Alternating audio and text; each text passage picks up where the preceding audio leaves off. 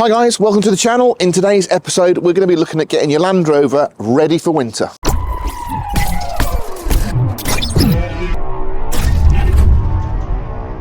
Now, I know you guys know how to look after your vehicles in the winter, but I just thought I'd share some of the things that I do to my vehicle when I'm getting ready for winter, because we have just had a little brief moment of snow that I think's probably caught quite a few people out. So for those keen-eyed viewers, some of you may have noticed that I've made an addition to the Disco 3. So I've actually made my own rad muff. Now, towards the end of the film, I'm going to show you how I made that rad muff. And I do think it's a really invaluable product to have.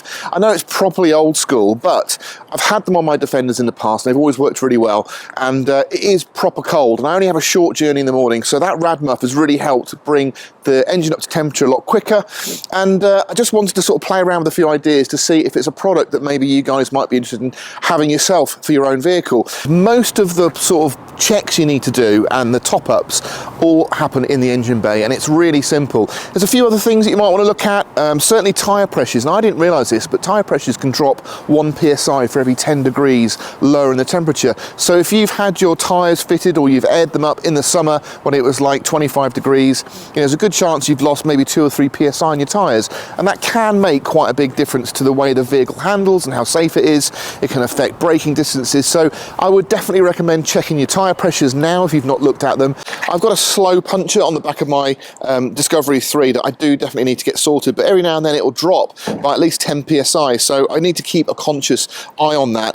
But the good thing about this is you literally turn it on, you can set the tyre pressure that you want, you press start and it just tops it up to that pressure. The reason that's good is because it is bloody slow, but it can be used again and again and again on one charge. That's what I like about it. So it's not very efficient at filling up the tyres, it takes ages, but the battery is quite efficient and it's quite useful. It's got a little torch on there and it's got an output, so you could use it to charge a phone. I'll try and put a link in the description of where you can get these. I think I got these direct from the website.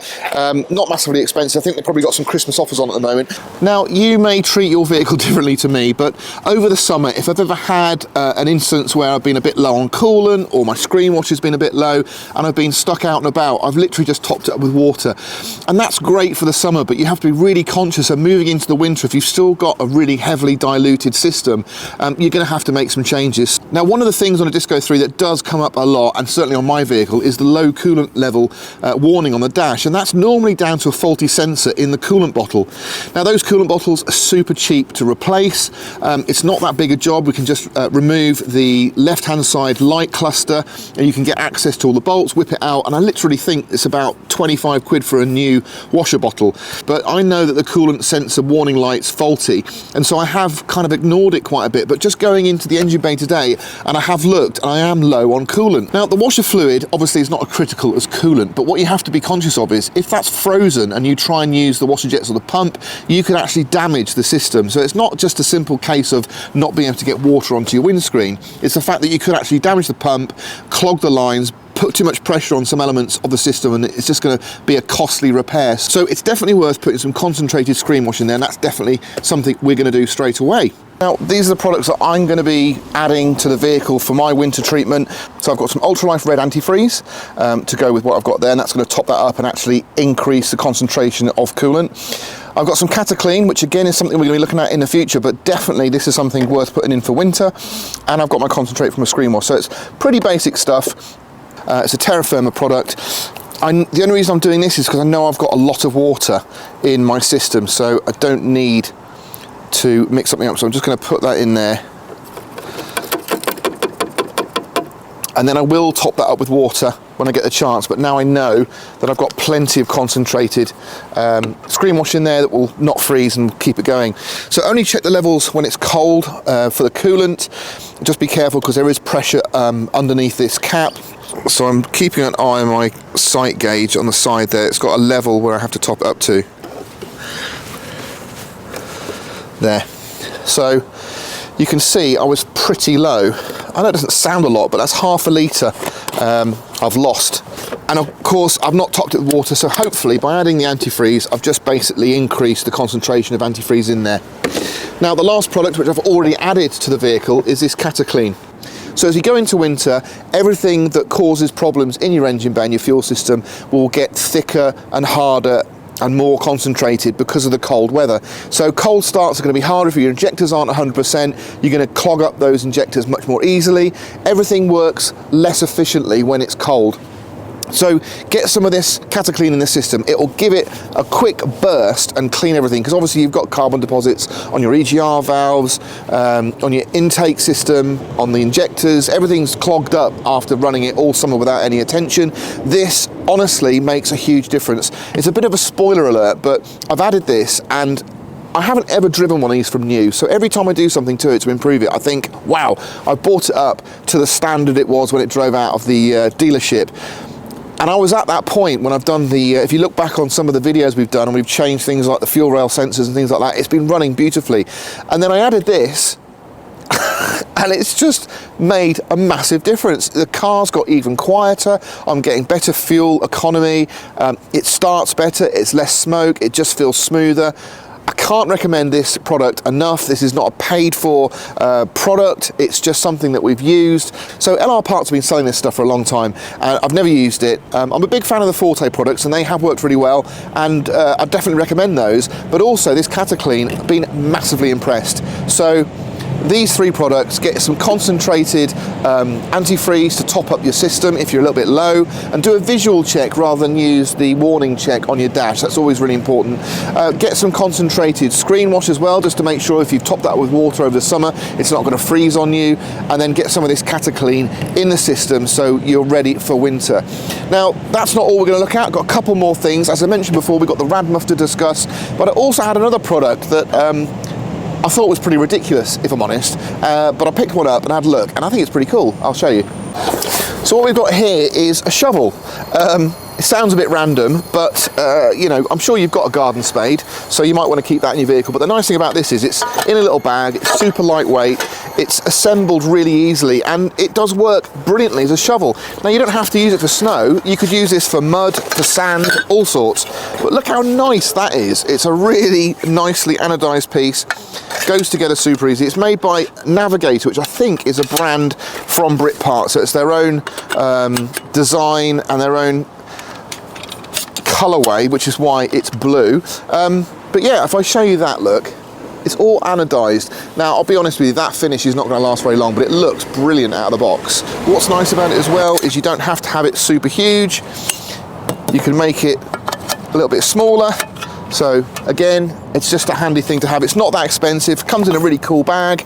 You can put some other stuff in there actually. So if you could make that sort of your winter bag really, and put what you wanted in there, just to make sure you've got everything covered. But I just thought it was worth mentioning. It is lightweight, it is a cool thing to have. That's going to live in the back of the Discovery now. It doesn't rattle around actually, surprisingly. Once you've got it in the bag, it's actually pretty quiet. So yeah, definitely something worth looking at. Now, I've got two of these bags in my car as well. Again, did mention this on a post before, on a little video, but these are 100% really worth having. Can you see on these, I don't know if you can notice it, one's been in here longer than the other. If I just show you these two, can you see the difference in that spot? And what that means is this one's getting close to needing to be recharged, which I can just do in a microwave, and that basically dries everything out, and that silica in there will just dry out the inside of my car. Now, obviously, now we're in winter, we've got more rain, we've got more moisture, you get into your vehicle with wet clothes on, it does steam up. Since I've had these in the vehicle, not only has it stopped it condensating inside, but it's made it smell so much better. I don't know why.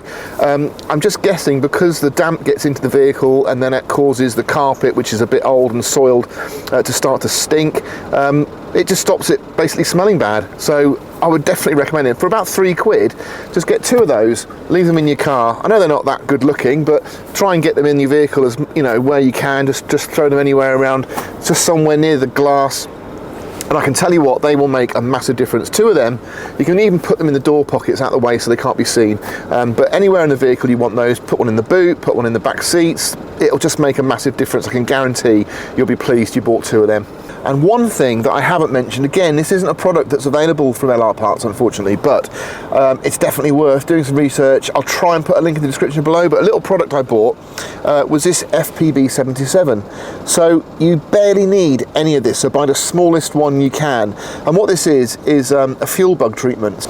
So on your fuel pump, in your fuel tank, you've actually got like a gauze, it's like a net to filter out, you know, any sort of crap that's going to come through into the fuel system. If you've got bugs or microorganisms in there feeding and, you know, basically breeding inside there, what they do is they'll clog up that filter. They basically just, the algae just builds up around that filter, and so it's going to stop your fuel flow. And what I did is I put some of this in my vehicle. I think it was only literally like 10 millilitres in a full tank of fuel. And that was a shock treatment, believe it or not, but you can just add little bits of this. And I just found that I completely cured, in combination, to be fair, with my fuel rail sensor, that completely cured my limp mode on the vehicle. I think because my vehicle had been stood for about 9 months at that mining company before I bought it, I think that's what had happened to my fuel filters. So if you've got an older vehicle and you've got some limp mode issues, you've got fuel delivery issues, the pump's working super hard, it could be because your filter is blocked in your tank, and this stuff will eat away at any algae. It just completely strips it away. It's kind of what a lot of these treatments do, like the CATACLEAN, but it's just more concentrated, and it's just well worth putting in your tank, and you'll notice a difference, I think. There are a lot of free winter checks that garages do, and obviously they want to charge you for addressing any issues they come up with, but you don't have to do that. You can do it yourself. If they say your coolant's low, or this is low, or that's low, you can just top it all up yourself. So it's a good way to get a check done. But I really want to show you now how I got this rad muff made and see if something you want to fit to your vehicle. Now I know it's old school thinking, but my journey into work, the engine doesn't get a chance to get up to temperature quick enough. And obviously the old school method to try and prevent the cold from getting into your engine is to block off your rad. Now, it's not the best idea if you're doing mixed driving. So if you're doing motorway driving and you're doing regular town driving, it's not the best idea because you could overheat your engine quite easily if you forget it's on there and you're not paying attention. But at the moment, I'm just going in town, slow speeds, not over 40, and the engine's not getting hot in any stretch. I've also got an idea of how to actually get around potentially allowing more air flow through if I pick up speed. But what I'm going to be doing is actually covering the front of the grille with this piece of neoprene that I've got. I'm going to put poppers on there so it can come off easily. Now I know a lot of you will hate this idea, and that's fine, but I'm going to give it a go just because I want to see if it makes a difference. Now I've employed wading blankets in the past, and I've used them on off-road driving days, and I've not had to take them off the vehicle because you're moving so slowly that you're not really drawing any air in from the front. It's really coming from inside and around the engine bay.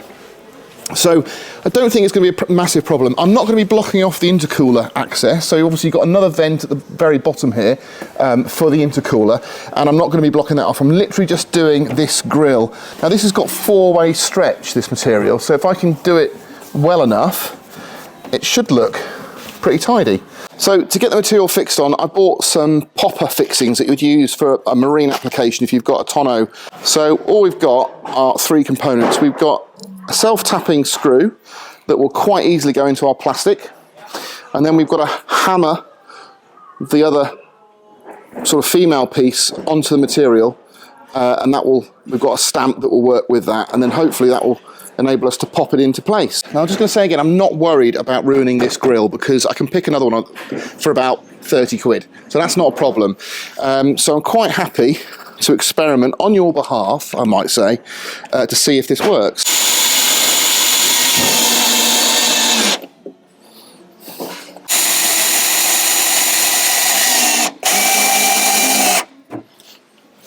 And like I say, it's got 4-way stretch, so we should be able to get it to look nice and neat. I'm just going to mark it with this. Okay, got our 4 points in place. I'm just going to trim this off a little bit. Not even, etc. There we go.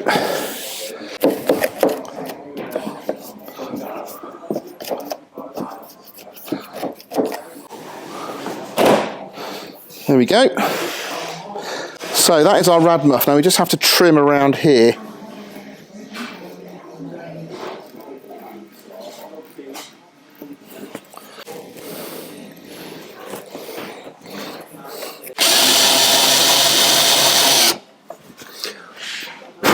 I'm guessing that when we start driving, this is going to get pushed in, which is okay, but we might need to put an additional popper here.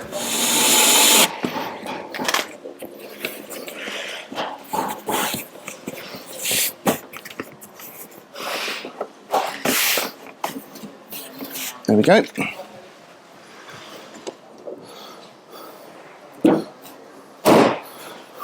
So here's the science part. What I wanted to do is drive it with complete coverage so we know that nothing can get through. But if in the future I want to allow air to get in over a certain speed, I'm thinking about air pressure working on this here. So you can see I've just created a little flap in there. So what that does is that it'll stay closed up to a certain speed, depending on how big these are and how much wind resistance will force them open. So it's almost like an adaptive sort of mesh cover, if you like. So I think that'll be a good little thing to try. And so I'm going to drive it initially in town, sort of like I say, under 40 mile an hour, see how that performs. If I get some overheating, I can start putting these in. Then when I've got it balanced out and it's even, I can then take it a little bit more, I'll take it onto the motorway and see what it's doing then and see if I'm getting enough airflow. If I'm not, I can put more of these in. It's super easy to do until I'm happy with the amount of airflow that it requires, and we can then look at how the fixing process could be improved. So let me know, would it be a product that you possibly would consider fitting to your own Discovery vehicle if we could make the fixings really neat and tidy and sort of invisible and the material was top notch?